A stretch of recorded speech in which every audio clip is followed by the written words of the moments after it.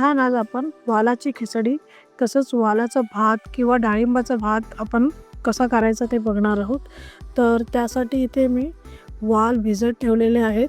8 ते 10 तास आपण वाल जे कडवे वाल असतात ते भिजत ठेवायचे आहेत आणि 8 ते 10 तासानंतर त्यांना व्यवस्थित त्याचं एक्सेस पाणी काढून आपण त्यांना बांधून घेणार आहोत. तर एका कपड्यामध्ये किंवा पिशवीमध्ये, मी इथे पिशवीमध्ये बांधून ठेवलेलं आहे. तर तेही आपण 2 दिवस ठेवायचं आहे. तर छान त्याला वालाला मस्त मोड येतात. हे मोड आलेले वाल आपण छान साफ करून घेतलेले आहेत.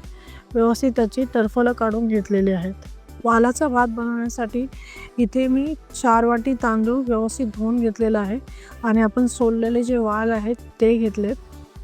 2 मोठ्या आकाराचे कांदे बारीक कापून घेतले, तसेच टोमॅटो, ओलं खोबरं किसून घेतलंय, आलं लसूण मिरची आणि कोथिंबीरची पेस्ट, तसंच हिरवी कोथिंबीर घेतलेली आहे, बडीशेप पावडर, धना जिरा पावडर, जिरा, राई, लाल तिखट, मीठ, हळद, कढीपत्ता आणि हिंग घेतलेला आहे. हा राईस आपण आता कुकरमध्ये बनवणार आहोत. तर त्यासाठी मी गॅसवर कुकर घेतलेला आहे, त्यावर तेल घालून घेतलेलं आहे.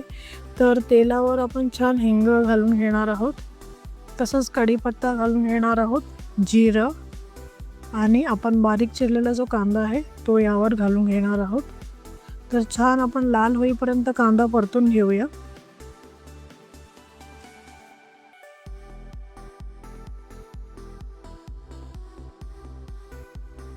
कांदा छान लालसर झालेला आहे. तर त्यामध्ये आपण आलं लसूण मिरची कोथिंबीरची जी पेस्ट आहे ती घालून घेऊ.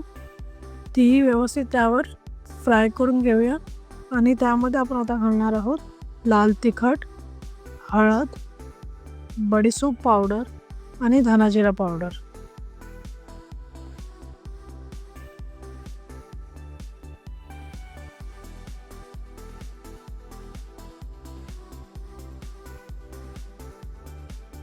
हे मसाले व्यवस्थित तेलावर आणि कांदा फ्राय झाल्यावर यामध्ये आपण थोडं मीठ घालून घेतलेलं आहे आणि जे आपण वाल सोलून घेतलेले आहेत तेही यामध्ये घालणार आहोत.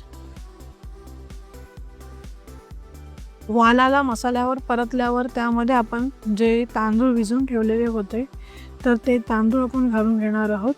तेही व्यवस्थित मसाला लावून घेऊया यालाही. आणि इथे आपण गरम पाणी करणार आहोत. तर ते वालाच्या भातामध्ये आपण गरम गरम पाणी घालणार आहोत आणि थोडं चवीनुसार मीठ, तसंच ओलं खोबरं घालून घेणार आहोत.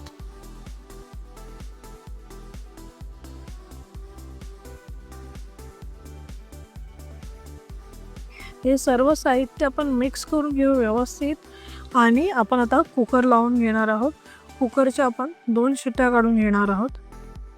कुकरच्या 2 शिट्ट्या झालेल्या आहेत आणि आपलं वालाचं भात तसंच आपला डाळिंबाचा भात तयार झालेला आहे. तर असा छान सुंदर चविष्ट असा भात आपला रेडी आहे. ह्याला छान आपण कोथिंबीर आणि ओल्या खोबऱ्याने गार्निश करून घेणार आहोत. तर असा आपला भात तयार आहे. तर तुम्ही आमची रेसिपी नक्की ट्राय करा आणि आमची रेसिपी तुम्हाला कशी वाटली नक्की कमेंटमध्ये सांगा. आमच्या मेलो किचन चॅनलला लाईक, शेअर आणि सबस्क्राईब करा. धन्यवाद. अन्न हे पूर्ण ब्रह्म.